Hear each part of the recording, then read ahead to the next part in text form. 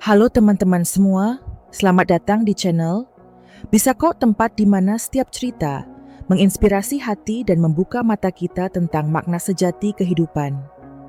Hari ini, kita akan menyaksikan kisah seorang wanita bernama Ayu yang harga dirinya diinjak-injak oleh mertuanya sendiri di depan keluarga besar saat buka bersama. Tapi tunggu dulu, apakah Ayu hanya diam menerima? Atau dia berani bangkit untuk mempertahankan harga dirinya? Pastikan kalian tonton sampai habis ya. Karena kisah ini bukan cuma tentang konflik rumah tangga, tapi juga tentang keberanian seorang perempuan untuk berkata, "Cukup, aku berhak dihormati." Sebelum kita mulai, jangan lupa untuk klik tombol like, bagikan video ini ke teman-teman kalian, dan pastinya subscribe channel Bisa Kok, biar kalian gak ketinggalan cerita-cerita luar biasa lainnya. Yuk, langsung saja kita mulai ceritanya. Ayu Larasati adalah seorang perempuan berusia 28 tahun, lahir dan besar di sebuah keluarga sederhana di Yogyakarta. Sejak kecil, ia sudah terbiasa hidup mandiri. Ayahnya seorang pensiunan guru. SD selalu menekankan pentingnya pendidikan dan harga diri kepada Ayu. Ibunya seorang penjual kue basah di pasar mengajarkan Ayu tentang kelembutan kesabaran dan bagaimana menjadi perempuan kuat meski hidup tak selalu mudah. Ayu tumbuh menjadi perempuan cerdas mandiri, namun tetap sederhana. Senyumnya selalu ramah tutur, katanya lembut, dan ia selalu berusaha menjaga perasaan orang lain. Tapi siapa sangka, justru kelembutannya itu sering disalahartikan sebagai kelemahan. Beberapa tahun lalu, Ayu bertemu dengan Raka Mahendra, seorang pria mapan yang bekerja sebagai manajer di sebuah perusahaan teknologi ternama di Jakarta. Pertemuan mereka di sebuah acara reuni teman SMA menjadi awal mula benih cinta. Tumbuh di antara keduanya Raka, dengan karismanya yang memikat langsung jatuh hati pada Ayu. Sementara Ayu awalnya ragu. Ia merasa latar belakang mereka berbeda terlalu jauh. Perlahan-lahan, Raka berhasil meyakinkan Ayu bahwa cinta mereka bisa melampaui semua perbedaan. Setelah setahun pacaran, Raka melamar Ayu keluarga.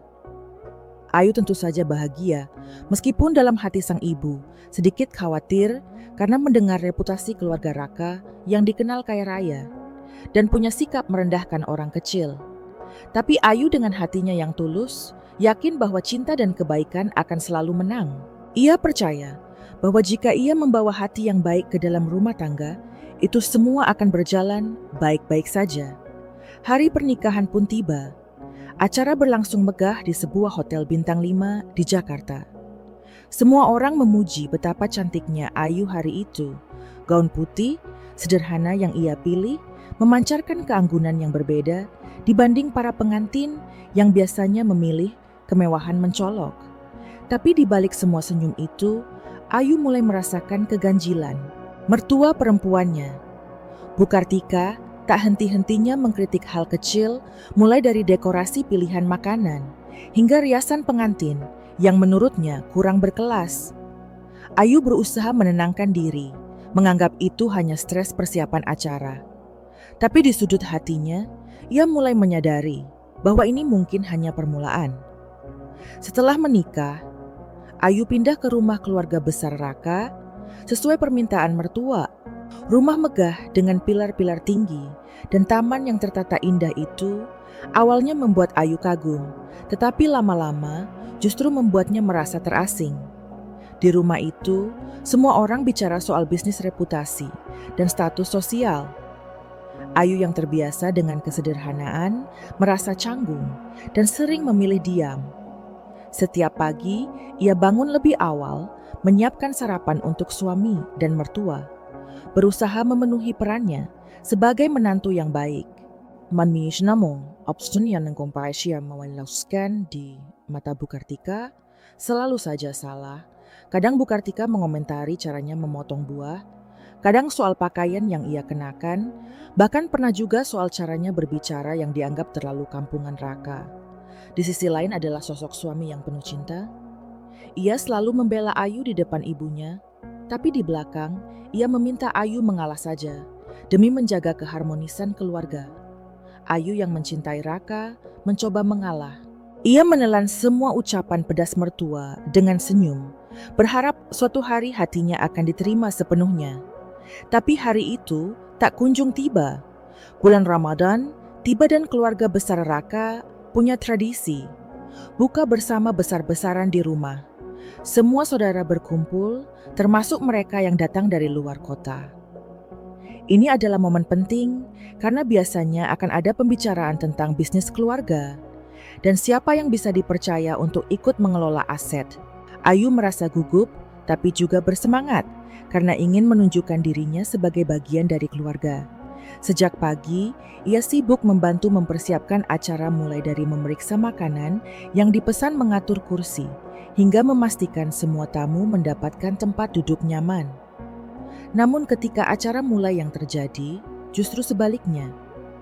Di meja panjang penuh makanan lezat itu, Ayu duduk di samping Raka.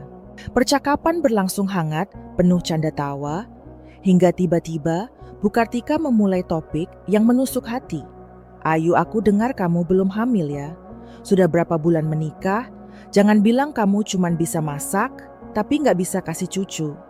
Ya, ujarnya sambil tertawa kecil.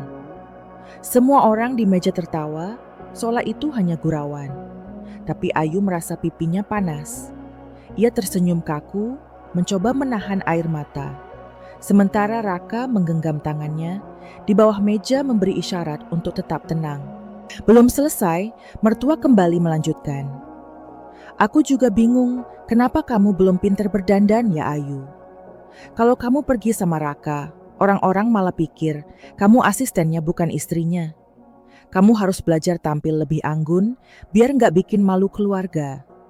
Kali ini, beberapa sepupu perempuan Raka ikut menimpali dengan tawa geli. Ayu merasa perutnya mulas, tenggorokannya tercekat.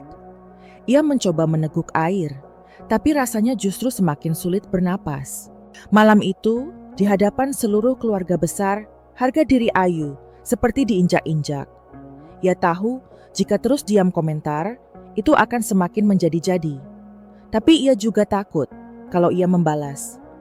Raka akan kecewa, mertua akan marah, dan namanya akan semakin buruk di mata keluarga besar. Dalam hati kecilnya, Ayu bertanya, sampai kapan aku harus bertahan seperti ini? Sampai kapan aku harus mengalah demi orang-orang yang tak pernah benar-benar mau menerimaku? Semakin lama, Ayu menyadari bahwa rumah besar megah itu bukanlah rumahnya. Di sana, ia hanyalah seorang pendatang yang harus membuktikan dirinya. Setiap hari seorang perempuan yang dinilai bukan dari hatinya, tapi dari penampilannya, statusnya, dan kemampuannya untuk memenuhi harapan keluarga besar. Tapi sampai kapan ia bisa terus menekan dirinya? Sampai kapan ia bisa mengorbankan harga dirinya demi cinta yang ia perjuangkan sendirian? Di tengah bingar acara buka bersama itu, Ayu merasa kesepian.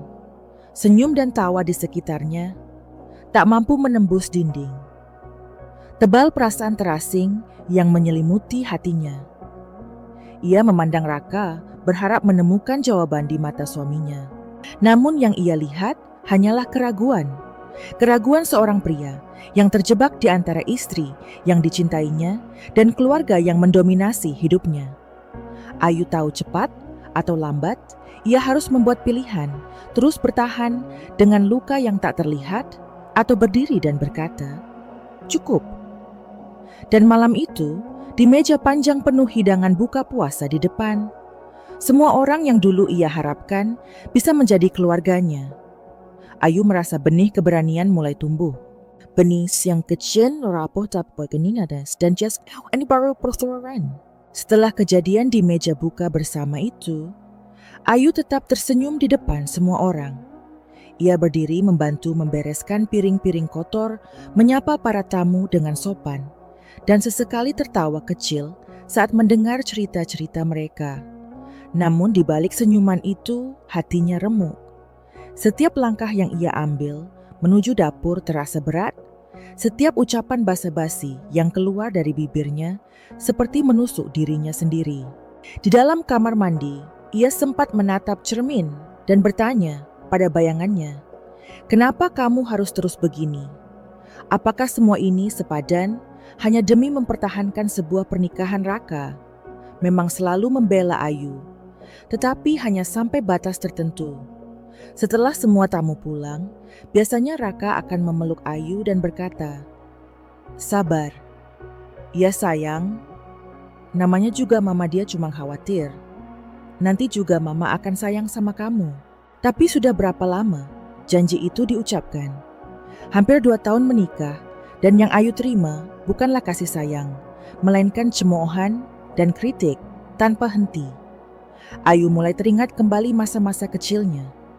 Ia teringat ibunya, Bu Nur Hayati, yang selalu menasihati, "Nak, harga diri perempuan itu mahal. Jangan pernah biarkan siapapun menginjak-injakmu hanya karena kamu ingin menyenangkan hati mereka." Saat menikah, Ayu sempat merasa nasihat itu terlalu keras. Bukankah dalam pernikahan harus ada pengorbanan? Bukankah cinta berarti rela berjuang bersama? Tapi sekarang, di tengah malam yang sunyi, saat semua orang sudah terlelap, Ayu mulai memahami makna kata-kata ibunya. Keesokan harinya, suasana rumah kembali sibuk. Pembantu rumah tangga mondar-mandir. Bu Kartika memberi perintah ini itu, sementara Ayu duduk di ruang tamu memijat pelipisnya yang berdenyut. Beberapa kerabat masih menginap, dan Ayu lagi-lagi diminta mengurus kebutuhan mereka. Om udah ada yang kemincut hariput ikan nonteh. Ada yang meminta disetrikakan baju. Bahkan ada yang tanpa sungkan memanggil Ayu, seperti memanggil pelayan Raka. Saat itu sedang sibuk bekerja di lantai atas, dan Ayu sendirian menghadapi semuanya. Ia tersenyum, mengangguk mengerjakan semua permintaan. Itu satu persatu, tapi di dalam hatinya satu persatu pula rasa sakit bertumpuk. Setelah semua selesai, Ayu akhirnya sempat duduk sebentar di teras rumah. Ia memandang taman yang begitu indah. Bunga-bunga yang tertata rapi, rumput hijau yang dipotong pendek, kolam kecil dengan ikan-ikan yang berenang tenang. Indah memang, tapi entah kenapa Ayu merasa semua itu dingin. Tidak ada kehangatan di rumah ini, tidak ada pelukan tulus seperti di rumah orang tuanya dulu. Di sini, semuanya hanya soal penampilan status. Siapa yang lebih hebat dari siapa? Ayu menarik. Napas panjang menahan air mata yang hendak jatuh. Malamnya saat sudah di kamar bersama Raka, Ayu memberanikan diri berbicara. "Mas, aku capek," katanya pelan. Raka memandangnya mengusap pipinya dan berkata, "Aku tahu kamu capek, sayang. Tapi tolong sabar ya demi aku." Ayu hanya tersenyum pahit. Ia ingin berteriak, ingin menangis, ingin mengatakan bahwa ini bukan lagi soal sabar. Ini soal siapa dirinya, soal harga dirinya yang setiap hari dilukai tanpa ada yang benar-benar peduli. Tapi Ayu hanya diam karena ia tahu percuma berbicara kalau yang lain tak mau mendengarkan. Di suatu malam yang sepi, Ayu duduk sendirian di kamar Raka. Sedang dinas luar kota dan rumah terasa lebih sunyi dari biasanya. Ayu membuka album foto pernikahan mereka. Di setiap halaman, ia melihat dirinya yang tersenyum bahagia. Matanya berbinar penuh harapan. Tapi sekarang, ia merasa seperti melihat orang lain. Perempuan dalam foto itu tampak kuat, berani, penuh cinta. Sementara dirinya yang sekarang, siapa dia? Seorang perempuan yang takut berbicara, takut melawan, takut kehilangan, tapi juga takut kehilangan dirinya sendiri. Beberapa hari kemudian, keluarga besar kembali berkumpul, kali ini untuk merayakan ulang tahun. Bu Kartika, Ayu ikut membantu mempersiapkan segalanya, mulai dari memilih kue ulang tahun, menghias ruangan, hingga memastikan semua makanan tersaji sempurna. Saat acara berlangsung, Ayu duduk di pojok ruangan menyaksikan semua orang tertawa, bersalaman, memberi ucapan selamat. Bu Kartika berdiri di tengah ruangan menerima ucapan seperti seorang ratu. Dan di saat itu juga, tanpa disangka, salah satu kerabat mendekati Ayu dan berbisik, "Kamu tuh beruntung banget ya, bisa menikah sama Raka. Kamu kan cuman orang biasa, bisa masuk keluarga seperti ini aja, udah harusnya bersyukur." Kata-kata itu seperti pisau yang menancap dalam-dalam. Ayu tersenyum, mengangguk pelan, tapi dadanya terasa sesak. Ia pergi ke kamar mandi, mengunci diri, lalu duduk di lantai dingin sambil memeluk lutut. Air matanya jatuh satu persatu. Di momen itu, Ayu merasa dirinya benar-benar sendirian. Tidak ada siapapun yang bisa ia ajak bicara, tidak ada siapapun yang mau mendengar isi hatinya. Namun di tengah tangisannya, Ayu teringat lagi pada ibunya. "Nak, jangan pernah lupa siapa dirimu begitu," kata Bu Nurhayati dulu. Ayu menarik napas panjang, menyeka air matanya dan memandang bayangan dirinya di cermin. Pelan-pelan ia berbicara pada dirinya sendiri. "Aku, Ayu Larasati. Aku punya harga diri. Aku layak dihormati, bukan dipermalukan." Kata-kata itu mungkin terdengar sederhana, tapi bagi Ayu itu adalah langkah kecil pertama menuju keberanian. Malam itu, Ayu tidur dengan pikiran yang tak tenang. Ia mesti nyekapkan semua yang sedang ia lalui. Cinta yang ia perjuangkan, luka yang ia telan, harga diri yang setiap hari digerus. Ia tahu cepat atau lambat, ia harus memutuskan apakah akan terus bertahan atau mulai memperjuangkan dirinya sendiri. Dan tanpa sadar di dalam hatinya, ia mulai menyiapkan keberanian itu. Keberanian untuk berkata, cukup keberanian untuk berdiri sebagai dirinya sendiri, dan keberanian untuk menunjukkan kepada semua orang bahwa Ayu Larasati bukanlah perempuan yang bisa diinjak-injak tanpa perlawanan. Malam itu, suasana di restoran tampak ramai dengan para keluarga yang sedang buka bersama. Aroma masakan lezat menguar, canda tawa terdengar di sana-sini. Namun di salah satu meja besar, di sudut ruangan suasananya begitu berbeda. Aurel duduk di samping suaminya Reza dengan senyum yang agak kaku. Di hadapannya duduk Burina, ibu mertua yang selalu tampil anggun, tapi tajam lidah, bersama Winda, adik ipar yang tak kalah sinis, dan Novi, adik ipar termuda yang selalu diam memerhati. Sejak awal duduk Aurel sudah merasakan hawa dingin yang tak kasat mata. Tatapan Burina seolah menelanjangi dirinya dari ujung rambut hingga ujung kaki. Akhirnya datang juga ya Aurel. "Macet," ucap Burina dengan senyum tipis yang penuh sindiran. Aurel mengangguk sopan, "Iya Ma, macet di jalan." Meski ia sudah berusaha menjaga nada bicaranya, tetap manis hatinya berdegup tak karuan. Winda tertawa kecil, matanya menyapu gaun sederhana yang dikenakan Aurel. "Aurel, kamu nggak ganti baju dulu? Kita kan makan di tempat lumayan fancy nih."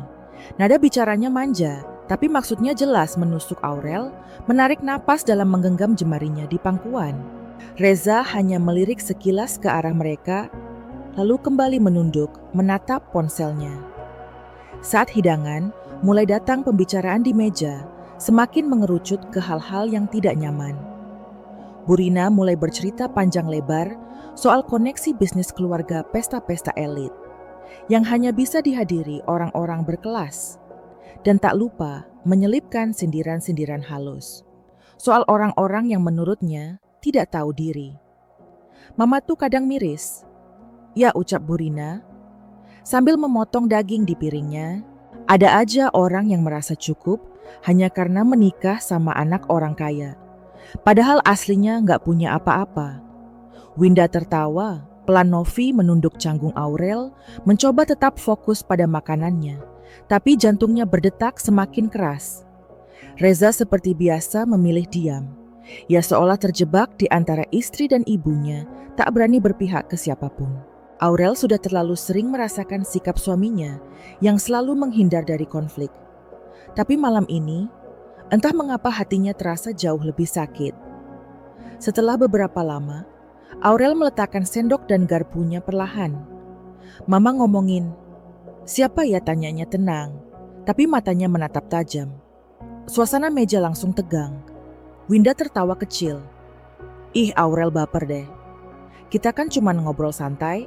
Burina menegakkan tubuhnya. Tatapannya menusuk Mama. Cuman bilang, kalau mau dihormati, ya harus tunjukin dulu siapa diri kita. Jangan cuma numpang nama suami Aurel, tersenyum tipis. Kali ini ada kekuatan dalam sorot matanya. Kalau begitu, Mama mau aku tunjukkan siapa aku sebenarnya. Semua orang terdiam, bahkan Reza pun mendongak kaget. Sudahlah Rel, jangan diperpanjang, bisik Reza. Tapi Aurel mengangkat tangannya menghentikan suaminya bicara.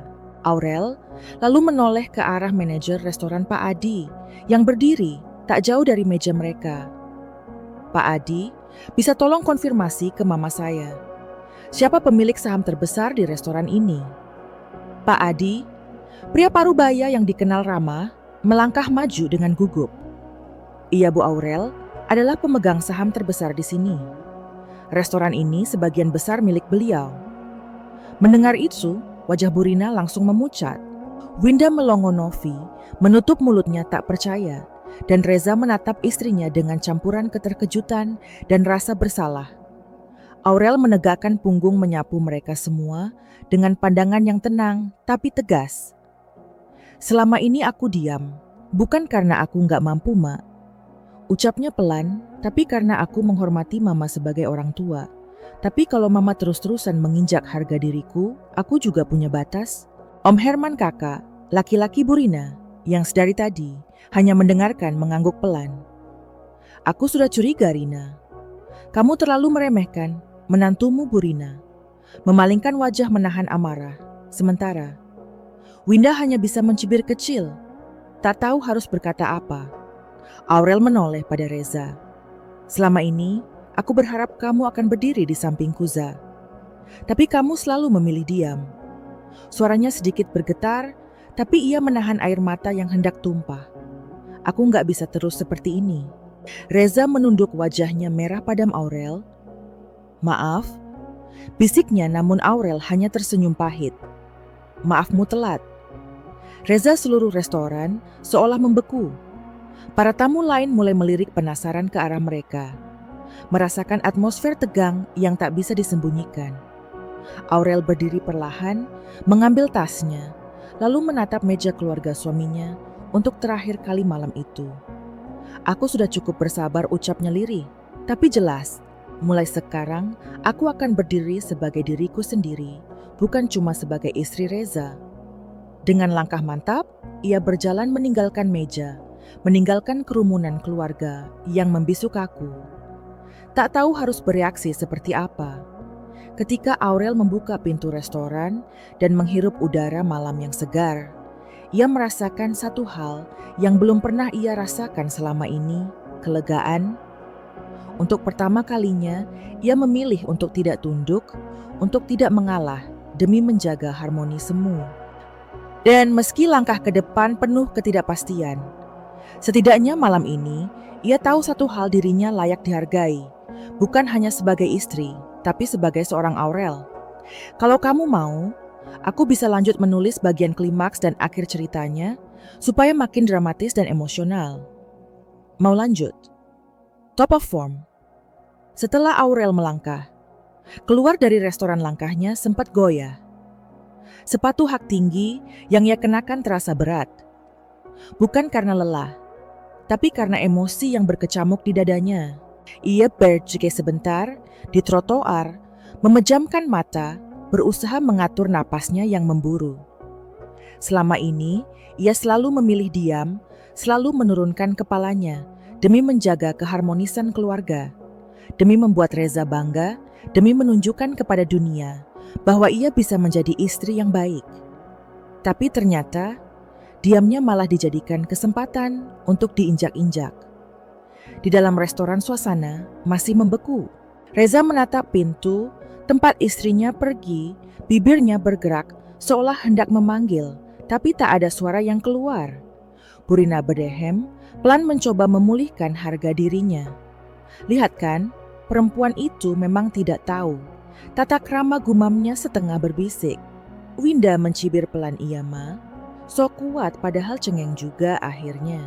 Tapi Novi, adik ipar yang biasanya pendiam untuk pertama kalinya, berani angkat bicara maka Aurel. Itu hebat loh. Selama ini dia nggak pernah sombong, padahal dia punya semuanya. Aku salut sama dia. Ucapan Novi membuat Burina menoleh tajam. Kamu bela siapa? Novi tanyanya dengan nada tajam. Novi tertunduk, tapi hatinya terasa berat. Selama ini ia hanya diam. Tapi malam itu, ketika melihat bagaimana Kak Aurel berdiri untuk dirinya sendiri, Novi merasa terinspirasi. Di luar restoran, Aurel berjalan ke mobilnya membuka pintu, lalu duduk diam di dalam. Ia menatap setir matanya berkaca-kaca. Kenangan demi kenangan berkelebat di benaknya. Pertama kali ia diperkenalkan Reza kepada keluarganya. Bagaimana Burina memandangnya dengan sinis sejak awal. Bagaimana Winda selalu mencari celah untuk mengkritik. Dan bagaimana Reza selalu diam. Selalu diam, tak pernah benar-benar berdiri di sampingnya. Ponselnya bergetar. Sebuah pesan masuk dari Reza. Sayang kamu, di mana aku keluar? Nyusul ya. Aurel menatap layar ponsel. Itu lama sebelum akhirnya meletakkannya di jok tanpa membalas. Ia butuh waktu, ia butuh ruang untuk bernapas tanpa merasa tercekik oleh ekspektasi orang lain. Beberapa menit kemudian, pintu mobil diketuk pelan. Reza berdiri di sana. Wajahnya terlihat gelisah. Aurel membuka jendela. Mau apa, Za? Tanyanya datar. Reza menghela napas. Aku nggak mau kita ribut kayak gini. Yuk kita pulang, kita omongin baik-baik di rumah. Aurel menggeleng pelan. Za, aku capek. Aku capek selalu harus jadi orang yang mengalah. Selalu aku yang harus jaga muka keluarga kamu. Selalu aku yang harus tutup mulut demi kamu. Tapi kamu bahkan gak pernah berdiri di sampingku. Selalu diam. Selalu pura-pura gak dengar. Reza menunduk mengusap wajahnya dengan kedua tangan. Aku juga bingung harus gimana.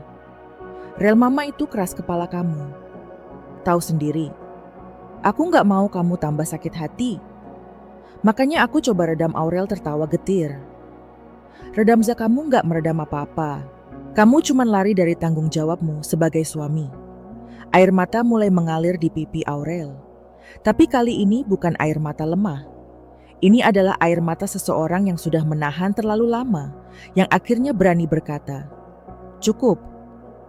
Za, aku gak minta kamu lawan mama kamu. Aku cuma minta kamu ada di sisiku. Pegang tanganku, biar aku tahu aku gak sendirian. Tapi kamu bahkan gak bisa kasih, itu ucap Aurel. Pelan suaranya serak. Reza terdiam. Tak tahu harus menjawab apa. Aurel menatap suaminya lama lalu, akhirnya berkata, aku mau sendiri dulu malam ini. Aku butuh mikir. Reza hendak menolak, tapi melihat tatapan istrinya yang begitu tegas, ia hanya bisa mengangguk perlahan. Aurel menyalakan mesin mobil dan perlahan melaju, pergi meninggalkan Reza yang berdiri mematung di trotoar udara. Malam yang dingin menusuk kulitnya. Tapi yang lebih menusuk adalah rasa bersalah yang mulai merayap di dadanya. Di most famous vertelanen, Aurel memevert lagu pelan ke radionya. Matanya basah, tapi bibirnya tersenyum tipis. Untuk pertama kalinya ia merasa bebas. Untuk pertama kalinya ia merasa dirinya berharga. Bukan hanya sebagai pelengkap dalam rumah tangga, tapi sebagai seorang individu yang punya kekuatan, punya suara malam itu. Aurel menginap di apartemen temannya, Nindi. Mereka berbicara lama, tumpah ruah seperti bendungan yang jebol. Aurel menceritakan semuanya, dan Nindi hanya mendengarkan, memeluknya, memberi kekuatan lewat kehadirannya. Sementara itu, di rumah Reza duduk sendirian di ruang tamu. Ibunya masih saja mengoceh, menyalahkan Aurel atas semua yang terjadi. Tapi untuk pertama kalinya, Reza tidak mendengarkan. Pikirannya hanya terisi oleh wajah istrinya yang berlinang air mata. Apa aku sudah gagal sebagai suami, bisiknya pada dirinya sendiri. Besok pagi, Reza bangun lebih awal dari biasanya. Om Mahfan ini memutuskan untuk mengambil cuti dari pekerjaannya untuk pertama kalinya dalam beberapa tahun.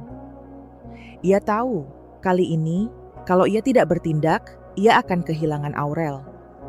Dan kehilangan Aurel berarti kehilangan segalanya.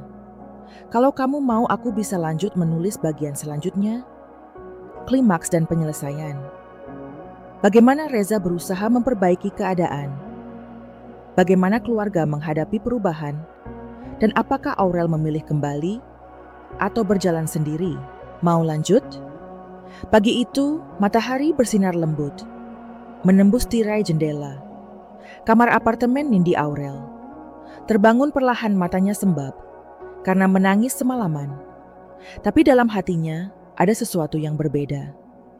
Ia merasa sedikit lebih ringan. Seperti beban yang semalam ditumpahkan kepada sahabatnya telah melepaskan simpul yang selama ini menjerat dadanya. Nindi masuk ke kamar sambil membawa secangkir kopi hangat. "Rel, kamu mau ngomong apa?" ke Reza tanyanya pelan. Aurel menghela. Napas panjang menatap keluar jendela, seakan mencari jawaban di antara awan-awan yang melayang. "Aku nggak tahu, Nindi. Aku cuma tahu satu hal. Aku nggak mau lagi diabaikan." Di sisi lain, di rumah Reza, mondar-mandir, di ruang tamu. Matanya merah, wajahnya pucat. Ia hampir tidak tidur. Semalaman memikirkan semua yang telah terjadi. Purina duduk di sofa, menyilangkan tangan di dada, wajahnya keras. Kalau dia mau pergi, biarin aja, Za. Cari istri lain itu gampang, ujarnya dengan nada dingin. Reza menoleh tajam ke arah ibunya. "Ma, jangan ngomong sembarangan. Aku sayang Aurel." Kata-kata itu terdengar mantap, seperti pertama kalinya. Reza berani mengatakan perasaannya dengan tegas. Purina terkejut, matanya melebar. Tapi sebelum ia sempat membalas, Reza sudah melangkah keluar rumah, mengambil kunci mobil, dan pergi meninggalkan ibunya yang terpaku. Di perjalanan menuju apartemen Nindi, Reza memikirkan semua kesalahan yang telah ia lakukan. Selama ini, ia pikir menjadi suami yang baik berarti menjaga perdamaian di antara istri dan ibunya. Tapi ternyata dengan diamnya ia justru melukai Aurel lebih dalam. Ia berhenti sebentar di pinggir jalan, memejamkan mata, menggenggam setir erat-erat Tuhan.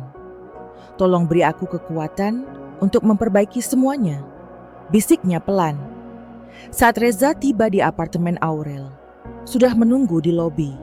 Mereka berdiri saling berhadapan, suasana canggung melingkupi keduanya. "Rel," suara Reza serak nyaris pecah. Aurel menatapnya dengan mata yang tegas, tapi juga lembut. "Za, aku butuh bicara. Tapi bukan hanya soal semalam.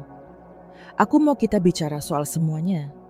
Reza mengangguk pelan, lalu mereka duduk di bangku taman kecil di dekat apartemen di bawah pohon yang rindang. Aurel mulai bercerita tentang semua luka yang selama ini ia pendam. Tentang bagaimana ia selalu merasa tidak cukup baik. Tentang bagaimana setiap senyum dan kebaikannya selalu disalahartikan sebagai kelemahan. Tentang bagaimana ia lelah, harus selalu menjaga hati semua orang, sementara hatinya sendiri hancur. Reza mendengarkan tanpa menyela, tanpa membela diri. Hanya memegang tangan Aurel, erat-erat seakan baru kali ini benar-benar mendengar. "Aku nggak tahu apakah aku masih bisa lanjut." Zabisik Aurel di akhir. "Aku takut kalau aku pulang, semuanya akan kembali seperti semula." Reza menarik napas dalam-dalam. "Rel, aku janji akan berubah. Aku janji akan bicara sama Mama. Aku janji akan berdiri di sampingmu apapun yang terjadi." Hari itu, mereka memutuskan untuk memberi waktu kepada diri mereka sendiri. Reza pulang ke rumah, sementara Aurel tetap tinggal di apartemen Nindi. Namun begitu, Reza membuka pintu rumah, ia langsung disambut amarah. "Burina, kamu ini ya, Za?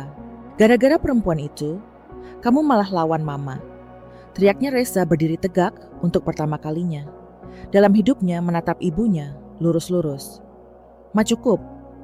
Aku gak mau lagi Mama menghina Aurel." Dia istriku, Madia bagian dari hidupku. Kalau mama terus begini, aku nggak tahu apakah kita bisa tinggal serumah lagi. Kata-kata itu seperti petir yang menyambar. Burina ia terdiam, matanya memerah. Tapi kali ini bukan karena marah, melainkan karena terkejut. Sejak kecil, Reza selalu jadi anak yang penurut. Selalu menuruti semua keinginannya tanpa banyak bertanya. Tapi malam itu, pria yang berdiri di depannya bukan lagi anak kecil. Beberapa hari berlalu, Aurel tetap tinggal di apartemen Nindi, memikirkan segalanya. Ia merasa lega melihat Reza akhirnya berani berdiri untuk dirinya. Tapi di dalam hatinya masih ada luka yang belum sembuh. Suatu malam, ia duduk sendirian di balkon, memandangi bintang-bintang, mengingat semua kenangan indah yang dulu pernah ia miliki bersama Reza. Apakah cinta saja cukup, tanyanya pelan pada dirinya sendiri. Saat itu juga ponselnya bergetar.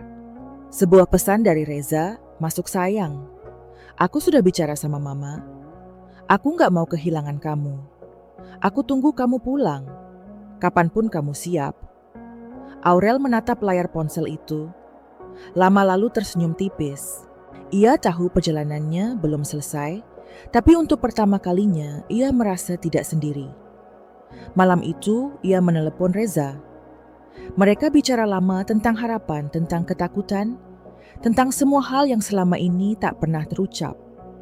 Mereka sama-sama menangis, sama-sama tertawa, sama-sama berjanji untuk mencoba lagi. Tapi kali ini, dengan jujur, dengan setara, tanpa lagi saling memendam. Pagi berikutnya, Aurel pulang ke rumah. Saat ia membuka pintu, Reza berdiri di sana, menunggunya, wajahnya penuh harap. Burina berdiri sedikit di belakang ragu-ragu. Wajahnya masih keras, tapi matanya memerah. Dengan langkah pelan Aurel masuk, lalu berkata, "Ma, aku gak minta mama suka sama aku. Aku cuma minta mama hormati aku sebagai istri." Reza Burina terdiam lama lalu, akhirnya mengangguk pelan. "Aku gak janji, Rel, tapi aku akan mencoba." Dan bagi Aurel itu sudah cukup. Setelah pembicaraan malam itu, Aurel menghabiskan beberapa hari hanya untuk merenung. Ia berdiam di apartemen Nindi, duduk lama di depan jendela, sambil memandang kerlap-kerlip lampu kota Jakarta. Dalam hatinya berkecamuk begitu banyak pertanyaan. Apakah hatinya masih cukup kuat untuk bertahan? Apakah ia mampu kembali ke rumah yang selalu membuatnya merasa seperti orang asing? Atau haruskah ia memulai segalanya dari awal sendiri? Setiap kenangan bersama Reza, mulai dari hari pernikahan yang penuh janji manis hingga malam-malam penuh tangis, silih berganti muncul di benaknya. Ia merasa lelah, tapi juga merasa ada sesuatu dalam dirinya yang mulai bangkit, sebuah suara kecil yang berkata, "Kamu berhak bahagia." Demi di rumah Reza mulai menghadapi kenyataan yang selama ini ia hindari. Tanpa kehadiran Aurel, rumah itu terasa kosong, dingin, dan hampa. Ia mulai menyadari bahwa selama ini ia terlalu takut untuk mengecewakan ibunya. Sampai-sampai ia tidak sadar bahwa yang paling ia kecewakan adalah dirinya sendiri. Ia mulai belajar berdiri, mulai belajar berbicara dengan suara hatinya sendiri. Setiap malam ia menulis pesan untuk Aurel. Kadang berisi permintaan maaf, kadang hanya berisi kalimat sederhana. "Aku kangen kamu." Aurel membacanya, tapi tidak langsung membalas. Ia butuh waktu. Suatu sore Reza mengajak ibunya duduk di ruang tamu. Ia menyiapkan teh manis kesukaan. Burina mencoba mencairkan suasana. "Ma, aku mau bicara," katanya pelan Burina. Mengangkat alis terlihat heran. "Aku tahu mama sayang aku. Dan aku juga sayang mama. Tapi aku juga sayang Aurel. Aku nggak mau kehilangan dia." Kata-kata itu terucap begitu jelas, begitu mantap, membuat Burina terdiam. Selama ini, ia mengira hanya dirinya yang berjuang untuk keluarga. Tapi baru kali ini, ia melihat anaknya berjuang untuk cintanya. Burina menghela napas panjang. "Zamama cuma takut kamu disakiti," ujarnya pelan. Tapi kalau dia yang kamu pilih, Mama akan coba menerima. Hari itu menjadi titik balik. Reza mengabari Aurel, memberitahunya bahwa ibunya ingin bicara. Aurel, yang awalnya ragu, akhirnya setuju. Mereka bertemu di sebuah kafe kecil, tempat netral, di mana tidak ada yang merasa lebih kuat atau lebih lemah. Burina datang dengan wajah tegang, sementara Aurel berusaha tetap tenang. Mereka duduk memesan minuman, lalu diam lama, saling menatap, tanpa tahu harus mulai dari mana. Akhirnya Aurel membuka suara Ma. Aku tahu aku bukan menantu yang sempurna. Aku banyak kekurangan, banyak salah. Tapi aku selalu berusaha jadi istri yang baik buat Reza. Suaranya pelan, tapi tegas. Burina mengangguk. Perlahan matanya mulai berkaca-kaca. Rel Mama juga banyak salah. Mama cuma gak mau kehilangan anak Mama. Tapi Mama gak mau juga dia kehilangan kamu. Kalimat itu seperti membuka bendungan emosi yang selama ini tertahan. Mereka berdua menangis, saling menggenggam tangan, saling meminta maaf. Dan untuk pertama kalinya benar-benar berbicara dari hati. Beberapa hari setelah pertemuan itu, Aurel pulang ke rumah. Ia membawa koper, membawa dirinya yang baru, membawa harapan baru. Reza menyambutnya di pintu, memeluknya erat-erat, seakan tak mau melepas. Aku janji Rel, aku gak akan biarkan kamu sendirian lagi. Bisiknya Aurel, menatapnya senyumnya pelan, tapi tulus. Kita mulai dari awal ya. Zareza mengangguk matanya berbinar. Dari awal malam itu, mereka duduk bersama di ruang tamu, berbicara berjam-jam, menata ulang aturan-aturan dalam rumah mereka. Tidak ada lagi yang boleh berkata kasar, tidak ada lagi yang boleh merasa lebih tinggi, tidak ada lagi yang boleh merasa sendirian. Mereka memutuskan untuk saling mendukung, saling menguatkan, saling menjaga Burina yang duduk di kursi sudut, hanya memperhatikan mereka sambil tersenyum kecil. Ia tahu tidak akan mudah bagi seorang ibu untuk berbagi cinta anaknya. Tapi ia juga tahu kalau ia mencintai anaknya, maka ia harus mencintai kebahagiaannya. Beberapa minggu berlalu, Aurel dan Reza mulai menemukan ritme baru dalam pernikahan mereka. Mereka belajar tertawa lagi, belajar memaafkan, belajar menghargai. Setiap kali masalah muncul, mereka duduk bersama membicarakannya.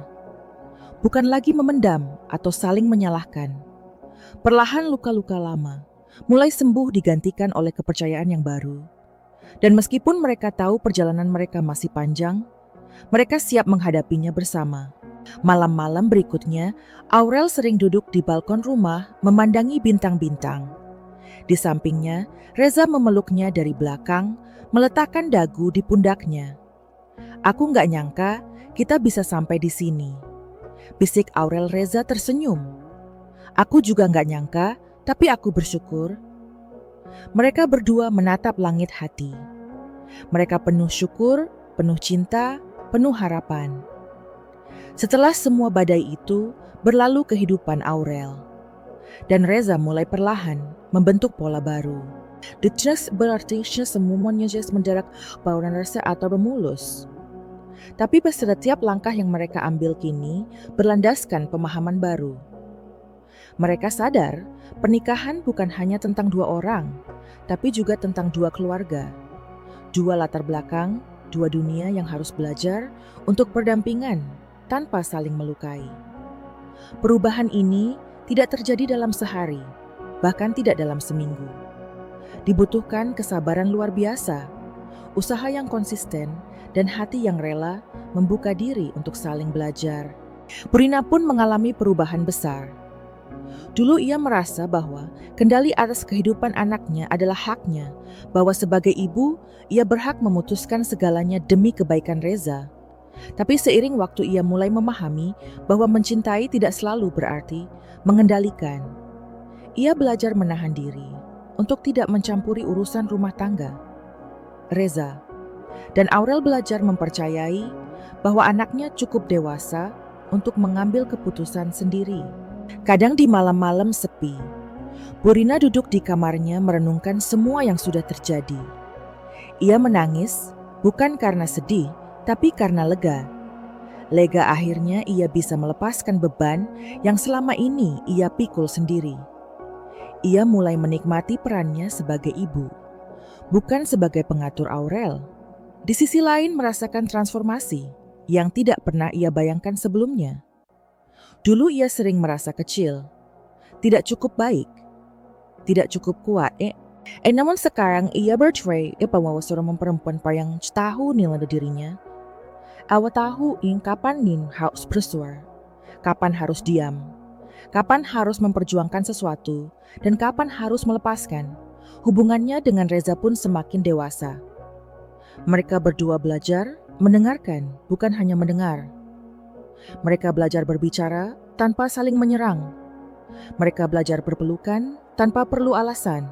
Reza yang semula selalu berada di bawah bayang-bayang ibunya, kini menjadi pria yang berdiri tegak dengan pendiriannya sendiri.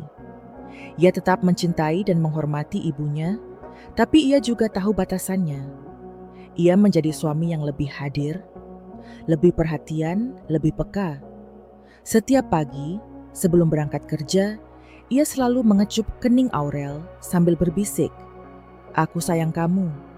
Hal kecil ini yang dulu terasa remeh, kini menjadi pengingat bahwa cinta itu harus dirawat setiap hari. Perubahan ini juga membawa dampak bagi keluarga besar mereka. Saudara-saudara Reza yang dulu sering memandang rendah Aurel, kini mulai melihatnya dengan hormat. Mereka mulai mengundang Aurel dalam acara keluarga. Bukan lagi hanya sebagai formalitas, tapi sebagai bagian penting dari keluarga. Bahkan beberapa dari mereka meminta maaf atas sikap dingin mereka di masa lalu. Aurel menerimanya dengan lapang dada. Ia tahu memaafkan bukan berarti melupakan, tapi memilih untuk tidak membiarkan luka lama menghalangi kebahagiaannya. Tidak hanya itu, teman-teman Aurel pun terinspirasi oleh perjalanannya. Mereka melihat betapa kuatnya Aurel dalam menghadapi ujian hidup, dan itu membuat mereka belajar untuk berani bersuara dalam hubungan mereka sendiri. Banyak di antara mereka yang dulu hanya diam saat diperlakukan tidak adil, kini mulai membela diri. Mereka melihat bahwa perempuan punya hak untuk dihargai, untuk dicintai dengan tulus tanpa syarat yang merendahkan. Salah satu momen yang paling menyentuh adalah ketika Aurel dan Reza merayakan ulang tahun pernikahan mereka yang ketiga. Tidak ada pesta mewah, tidak ada undangan besar, hanya makan malam sederhana di rumah dengan lilin-lilin kecil yang menyala di meja Burina. Duduk di samping mereka tersenyum hangat, sesekali meneteskan air mata bahagia. Ia memandang kedua anak muda itu dan merasa bangga. Bukan hanya karena mereka berhasil melewati masa sulit, tapi karena mereka berhasil tumbuh menjadi versi terbaik dari diri mereka sendiri. Di tengah makan malam itu, Reza menggenggam tangan Aurel dan berkata, "Rel, aku gak pernah bilang ini sebelumnya. Tapi kamu adalah alasan aku bisa jadi pria yang lebih baik." Aurel tersenyum, matanya berkaca-kaca. "Dan kamu, Za, adalah alasan aku percaya bahwa cinta itu layak diperjuangkan." Mereka saling memesona mata berbicara lebih dari kata-kata Burina. Hanya duduk di sesanangi memandangi, mereka merasa hatinya hangat. Ia tahu perjalanan mereka masih panjang, masih akan ada badai, masih akan ada tantangan. Tapi ia juga tahu mereka akan baik-baik saja selama mereka tetap berpegangan tangan. Malam itu, setelah semua tamu pulang, Aurel duduk di balkon rumah, memandangi bintang-bintang Reza, datang duduk di sampingnya, merangkul pundaknya. "Apa yang harus pikirkan?" Tanyanya pelan Aurel, menarik napas panjang, lalu berkata, "Aku cuma bersyukur kita gak menyerah waktu itu." Reza mengecup pelipisnya. "Aku juga. Kalau saja kita menyerah, kita gak akan tahu betapa indahnya yang kita punya sekarang." Perjalanan mereka adalah pengingat bahwa setiap hubungan butuh perjuangan, butuh pengorbanan, tapi juga butuh keberanian untuk berubah. Tidak ada yang sempurna, tidak ada yang selalu mulus. Tapi kalau dua orang saling mencintai, saling menghargai dan saling mendukung, Maka apapun bisa mereka lewati bersama Aurel, dan Reza belajar bahwa cinta sejati bukan tentang siapa yang selalu menang, siapa yang selalu benar, tapi tentang siapa yang selalu mau berjuang, bahkan ketika segalanya terasa sulit. Seiring berjalannya waktu, Aurel mulai merasakan efek perubahan yang nyata dalam dirinya. Setiap ini sekecil ingin terlihat persenengannya di cermin, bukan lagi perempuan rapuh yang mudah menangis karena tekanan keluarga, tetapi seorang perempuan yang kuat, berani dan matang. Ia belajar mencintai dirinya sendiri, lebih dalam menerima ketidaksempurnaan yang dulu membuatnya merasa rendah diri. Bukan karena dunia luar menjadi lebih ramah, tapi karena hatinya sendiri telah berubah. It has home mendengarkan diri sendiri. Bukan berarti merawat semua semua, tapi membangun batas yang sehat, menjaga energi, dan tahu kapan harus mundur demi kebaikan dirinya. Di tempat kerja, Aurel pun semakin bersinar. Rekan-rekannya mulai melihatnya sebagai sosok yang inspiratif. Bukan karena dia selalu bercerita tentang masalah pribadinya, tetapi karena aura ketenangan yang ia pancarkan. Mereka melihat bagaimana Aurel menangani tekanan dengan kepala dingin, bagaimana dia mendengarkan sebelum bicara, bagaimana dia menghargai setiap orang tanpa memandang jabatan. Bahkan atasannya pun mulai memberinya lebih banyak kepercayaan, memberinya kesempatan untuk memimpin proyek penting. Yang selama ini hanya dipercayakan kepada senior Aurel pun mengerjakannya dengan sepenuh hati. Bukan untuk membuktikan kepada siapapun, tapi karena ia tahu dirinya layak mendapatkan kesempatan itu. Reza juga mengalami perubahan besar. Dulu ia adalah pria yang sering merasa terbelah di antara peran sebagai suami dan anak. Ia takut menyakiti hati ibunya, tapi juga tidak mau mengabaikan istrinya. Sekarang ia mulai menemukan keseimbangan. Ia belajar berbicara dengan ibunya tanpa defensif, belajar mengungkapkan pendapatnya dengan tenang, belajar berdiri di tengah tanpa kehilangan siapapun. Bahkan ada satu malam yang tidak akan pernah dilupakannya. Malam itu, ia duduk berdua dengan Bu Rina meminum teh di beranda. Bu, katanya pelan, aku sayang ibu dan aku juga sayang Aurel. Aku gak mau harus memilih. Aku cuma mau kita semua saling menghormati. Bu Rina terdiam lama lalu menepuk tangan Reza dengan lembut. Ibu ngerti. Nak maafkan ibu. Ya kalau selama ini bikin kamu susah.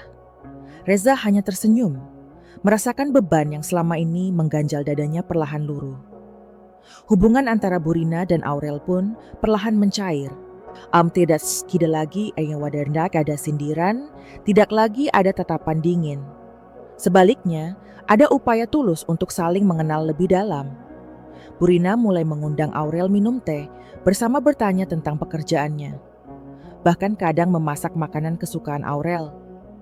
Awalnya canggung tentu saja, tapi Aurel menghargai setiap langkah kecil itu. Ia tahu untuk memulihkan hubungan butuh waktu dan kesabaran. Inwasta dumang passion sekolahnya menjadi sempurna dalam semalam, tapi setiap percakapan, setiap senyuman, setiap momen bersama adalah batu kecil yang membangun jembatan antara mereka. Perubahan ini juga membawa dampak pada keluarga besar. Di setiap acara keluarga, suasananya mulai terasa hangat. Tidak lagi ada bisik-bisik di belakang, tidak ada lagi komentar tajam. Sebaliknya, semua orang mulai menyadari bahwa masalah di masa lalu hanyalah cermin dari ketidaktahuan dan prasangka yang tidak perlu. Banyak di antara mereka yang akhirnya membuka hati untuk mengenal Aurel, bahkan menjadi dekat dengannya. Ada momen di mana salah satu sepupu Reza, yang dulu paling sering meremehkan Aurel, berkata, "Aku salah nilai kamu. Rel, kamu ternyata orangnya kuat dan baik." Aurel hanya tersenyum, merasa tidak perlu mendramatisir. Ia tahu penghargaan yang tulus tidak perlu diarak-arakan. Tidak hanya kehidupan pribadi yang membaik, tapi juga kehidupan spiritual mereka. Aurel dan Reza mulai rutin beribadah bersama, membaca kitab suci dan berdiskusi tentang makna kehidupan. Mereka belajar memaknai setiap masalah bukan sebagai hukuman, tapi sebagai ujian untuk mendewasakan hati. Bahkan mereka mulai aktif dalam kegiatan sosial, membantu anak-anak yatim, ikut bakti sosial, dan memberikan waktu mereka untuk hal-hal yang bermanfaat. Mereka merasa berbagi kebahagiaan dengan orang lain, justru memperkuat ikatan mereka sebagai pasangan. Pada satu titik, Aurel merenung dalam diam. Ia duduk sendirian di kamar, memandang foto pernikahannya yang tergantung di dinding. Ia teringat semua luka, semua air mata, semua rasa sakit yang pernah ia lalui. Tapi sekarang, semua itu terasa seperti batu loncatan yang membawanya ke tempat ia berdiri saat ini. Ia sadar, tanpa semua kesulitan itu, ia tidak akan tumbuh sekuat sekarang, tidak akan memahami makna cinta sedalam sekarang. Dan disitulah ia merasa damai. Reza masuk ke kamar, melihat istrinya termenung. "Apa yang kamu pikirin?" tanyanya lembut. Aurel tersenyum pelan. "Aku cuma mikir, betapa bersyukurnya aku punya kamu. Meski kita pernah hampir hancur, kita nggak nyerah." Reza memeluk Aurel dari belakang, menaruh dagunya di pundak istrinya. "Aku juga bersyukur, Rel. Karena kamu, aku belajar jadi laki-laki yang lebih baik." Mereka berdiri begitu lama dalam keheningan yang penuh makna. Di sisi lain, Burina juga mengalami transformasi besar. Ia mulai menyadari bahwa hidupnya terlalu lama dipenuhi rasa takut kehilangan. Ia dulu takut jika Reza terlalu dekat dengan Aurel, maka ia akan kehilangan tempat di hati anaknya. Tapi sekarang, ia mengerti cinta seorang anak tidak terbagi-bagi, tidak berkurang hanya karena ia mencintai istrinya. Justru semakin Reza bahagia, semakin lega hatinya sebagai seorang ibu. Ia belajar untuk menikmati hari-harinya tanpa terus mengurusi hal-hal kecil yang bukan lagi tanggung jawabnya. Ia mulai menekuni hobinya berkebun, membaca, bahkan kadang bepergian bersama teman-temannya. Transformasi ini tidak hanya berhenti pada hubungan mereka. Aurel dan Reza juga mulai menjadi inspirasi bagi orang-orang di sekitar mereka. Teman-teman, mereka mulai bertanya bagaimana mereka bisa melewati badai rumah tangga dengan kepala tegak. Bagaimana mereka bisa tetap bersama, sementara begitu banyak pasangan lain menyerah. Aurel hanya menjawab dengan sederhana, "Karena kami memilih untuk tetap berjuang." Reza menambahkan, "Karena kami percaya nggak ada masalah yang lebih besar dari cinta yang kami punya." Bermaksud perjalanan ini belum selesai. Akan selalu ada tantangan baru, akan selalu ada perbedaan pendapat, akan selalu ada hari-hari sulit. Tapi sekarang mereka punya fondasi yang kuat. Mereka belajar saling memaafkan, belajar merayakan hal-hal kecil, belajar tertawa bersama, bahkan saat dunia terasa berat. Mereka belajar bahwa rumah bukan sekadar tempat tinggal, tapi tempat di mana dua hati saling bertemu, saling menyembuhkan, dan saling menguatkan. Hari itu, matahari tenggelam perlahan di balik cakrawala, mewarnai langit dengan semburat jingga keemasan. Aurel berdiri di balkon apartemennya, memandangi pemandangan kota yang sibuk, tapi terasa jauh. Di dalam hatinya, ia merenungkan perjalanan panjang yang telah ia lalui. Dari seorang perempuan muda yang dulu penuh keraguan, mudah terluka oleh ucapan orang lain.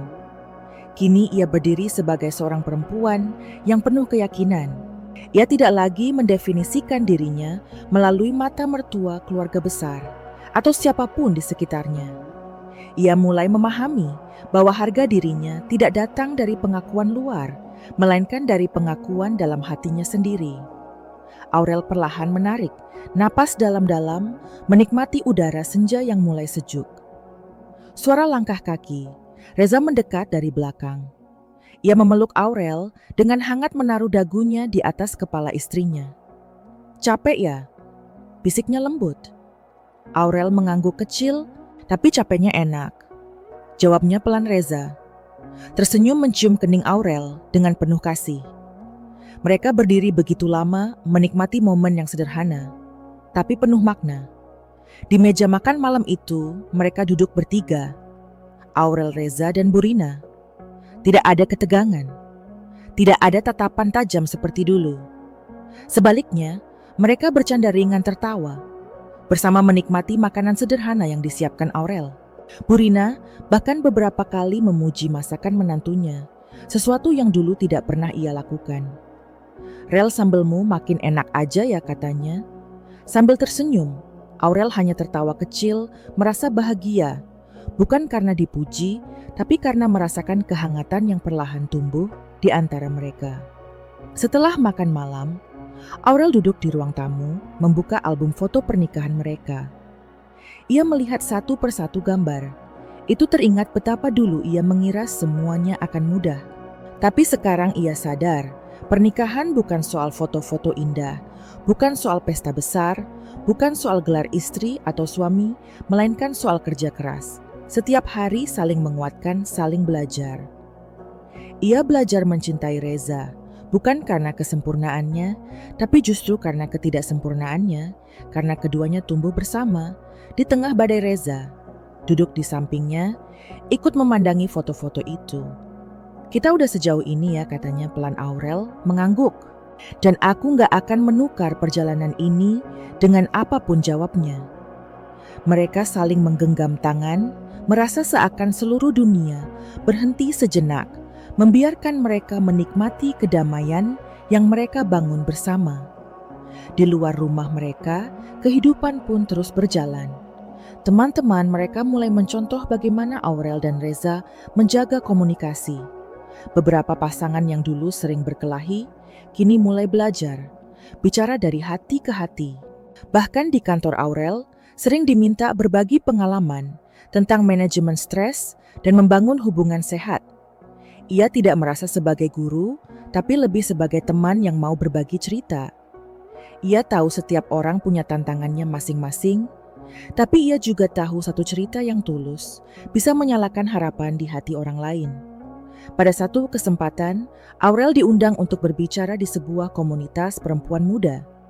Ia berdiri di depan puluhan mata yang menatapnya penuh harap.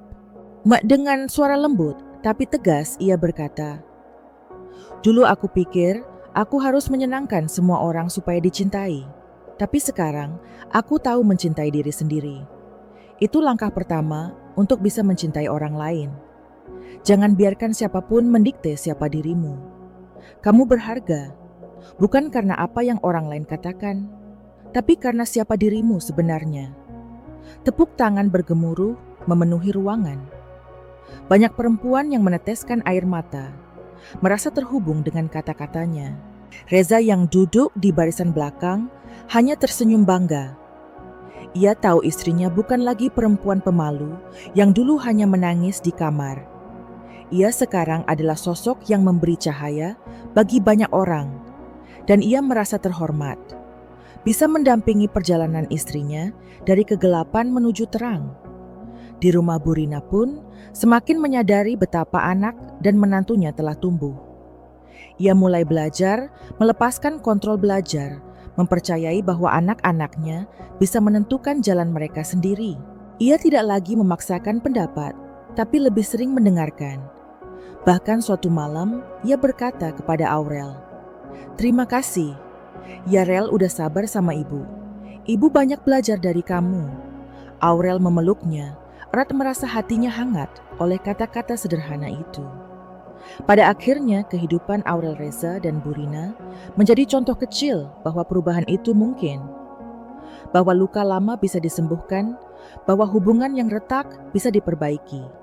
Asalkan ada kesediaan untuk saling membuka hati. Mereka menyadari bahagia itu bukan datang dari luar, tapi dari dalam, dari keputusan sehari-hari untuk memilih cinta, memaafkan, dan melangkah maju bersama. Kisah ini tidak sempurna karena memang tidak ada yang sempurna. Akan selalu ada tantangan baru, akan selalu ada perbedaan pendapat. Tapi sekarang mereka punya keyakinan bahwa apapun yang terjadi, mereka akan menghadapinya bersama. Mereka sudah belajar satu pelajaran penting, bahwa rumah bukan sekadar bangunan, tapi tempat di mana hati-hati yang berbeda belajar menyatu, belajar saling memeluk meski tidak selalu sejalan. Teman-teman, semua kisah Aurel Reza dan Burina ini kami hadirkan di Ken. Bisa kok, bukan hanya sebagai hiburan, tapi juga sebagai pengingat bagi kita semua. Kalau kamu saat ini sedang berada di tengah badai rumah tangga, atau mungkin sedang merasa tidak dihargai, ingatlah kamu tidak sendiri. Perubahan selalu mungkin terjadi asal kita mau memulainya dari diri sendiri. Kalau kamu merasa kisah ini menyentuh hatimu, jangan lupa untuk like, share, dan subscribe ke Ken. Bisa kok. Setiap dukunganmu membuat kami semakin semangat menghadirkan cerita-cerita inspiratif lainnya. Mari bersama-sama belajar bertumbuh dan menguatkan satu sama lain.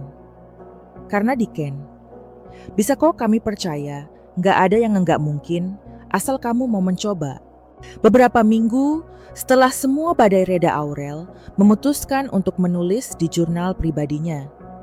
Ia duduk di meja kerjanya, lampu meja menyala temaram. Sementara suara detik jam terdengar pelan di latar belakang. Dengan pena di tangan, ia mulai menulis mencurahkan semua yang ada di hati. Hari ini, aku belajar satu hal penting, tulisnya, bahwa keberanian bukan berarti tidak takut, tapi berani berjalan meski takut. Aku takut kehilangan Reza. Aku takut hubungan kami hancur. Tapi aku tetap memilih bicara. Tetap memilih memperjuangkan cinta kami. Setiap kata yang ia tulis terasa melegakan. Seakan ia menyalurkan semua luka dan kebahagiaan ke dalam halaman itu. Di ruang tamu, Reza duduk membaca buku. Ia sesekali memandang ke arah Aurel tersenyum kecil. Ia merasa bangga dengan istrinya, bukan karena Aurel sempurna, tapi justru karena ia manusiawi. Mereka dalam SM jatuh sama-sama gagal, tapi juga sama-sama bangkit. Reza sendiri juga belajar banyak. Ia belajar untuk tidak selalu memihak ibunya, belajar mendengarkan keluh kesah Aurel, belajar meminta maaf tanpa merasa kehilangan harga diri. Ia tahu menjadi suami bukan soal menjadi pemimpin yang selalu benar, tapi menjadi teman hidup yang mau berjalan bersama. Sementara itu, Burina di kamarnya juga memikirkan banyak hal. Ia melihat foto-foto lama. Reza kecil mengenang betapa dulu ia begitu posesif, begitu takut kehilangan anaknya. Tapi sekarang, ia mulai memahami cinta seorang ibu. Bukan berarti harus selalu mengatur, tapi kadang harus melepaskan. Ia meneteskan air mata pelan. Tapi bukan karena sedih, melainkan karena merasa lega. Ia merasa bersyukur. Diberi kesempatan kedua untuk memperbaiki hubungannya dengan anak dan menantunya. Beberapa bulan kemudian, Aurel mendapat undangan untuk berbicara di sebuah acara televisi lokal tentang perjalanan rumah tangga. Awalnya ia ragu, tapi Reza mendorongnya. Kamu harus cerita, Rel. Banyak perempuan di luar sana yang butuh dengar pengalamanmu. Dengan gugup, tapi bersemangat. Aurel melangkah ke studio. Di sana, ia duduk di hadapan kamera, menceritakan bagaimana ia dulu merasa terjebak. Bagaimana ia belajar. Bicara belajar, menetapkan batas. Belajar mencintai dirinya sendiri. Kata-katanya tulus, tidak dibuat-buat, sehingga banyak penonton tergerak. Setelah acara itu tayang, banyak pesan masuk ke media sosialnya. Perempuan-perempuan dari berbagai kota mengirim pesan bercerita bahwa mereka juga mengalami hal serupa. Aurel membaca satu persatu, menangis tersenyum merasa terhubung. Ia membalas, semampunya memberi semangat, menyarankan langkah-langkah kecil yang dulu juga ia lakukan. Ia sadar perjalanannya belum selesai. Ia bukan hanya menyembuhkan dirinya, tapi juga ikut menyembuhkan hati orang lain. Di rumah, hubungan Aurel dan Reza semakin kuat. Mereka belajar meluangkan waktu khusus setiap minggu untuk bicara dari hati ke hati, tanpa gangguan, tanpa ponsel. Mereka belajar saling mengucapkan terima kasih, saling memuji, bahkan untuk hal-hal kecil. Reza sering berkata, "Kamu tahu nggak, Rel, kamu perempuan paling kuat yang pernah aku kenal." Aurel hanya tersenyum merasa hangat. Ia tahu pujian itu bukan basa-basi. Itu lahir dari perjalanan panjang yang sudah mereka lalui bersama. Hubungan mereka dengan Bu Rina pun semakin membaik. Mereka belajar membuat batas yang sehat, saling menghormati tapi tetap mengasihi. Bu Rina mulai sering mengajak Aurel duduk minum teh sore, berbagi cerita ringan tanpa menghakimi. Bahkan sesekali mereka pergi belanja bersama tertawa-tawa, seperti dua sahabat. Aurel merasa ini adalah buah dari kesabaran dan ketulusan yang ia pelihara. Dulu ia mungkin ingin menyerah, tapi sekarang ia bersyukur tidak melakukannya. Satu malam saat Aurel memandangi bintang-bintang di langit, ia berbisik dalam hati, "Terima kasih Tuhan karena sudah memberiku kekuatan. Aku nggak pernah mengira aku bisa sampai sejauh ini. Aku nggak tahu apa yang akan terjadi di masa depan, tapi aku siap. Karena sekarang aku tahu aku nggak sendiri." Ia merasakan kedamaian yang belum pernah ia rasakan sebelumnya. Sejumlah bawahmu, apapun yang datang ia akan menghadapinya dengan keberanian, dengan cinta, dengan iman. Kisah Aurel adalah cermin bagi banyak dari kita.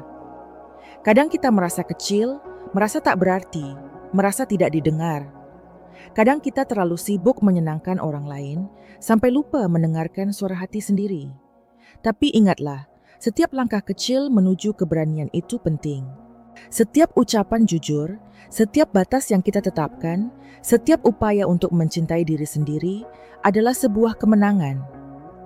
Di akhir kisah ini, aku ingin mengajakmu teman-teman di Ken.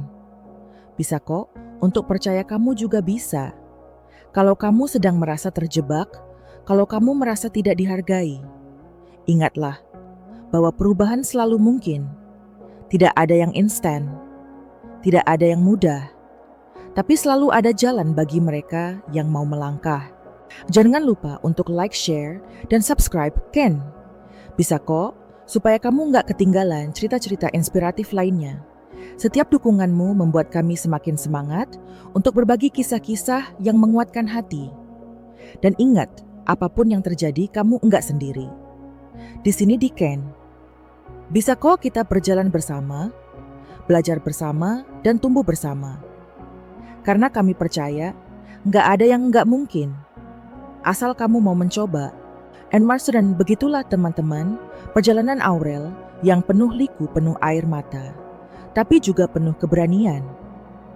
Perjalanan yang mengajarkan kita semua bahwa hidup bukan soal siapa yang paling kuat atau paling keras kepala, tapi siapa yang mau belajar, mau berubah, dan mau memperjuangkan yang berharga.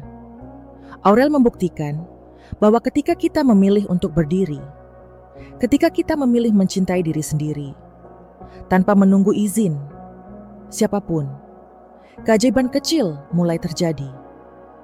Hubungan sembuh, luka pelan-pelan mengering, dan hati meski pernah remuk bisa kembali utuh. Kalau kamu merasa kisah ini menyentuh hatimu, jangan lupa untuk like video ini, share ke teman-temanmu yang mungkin sedang butuh kekuatan, dan subscribe Ken. Bisa kok supaya kamu selalu update dengan cerita-cerita inspiratif lainnya.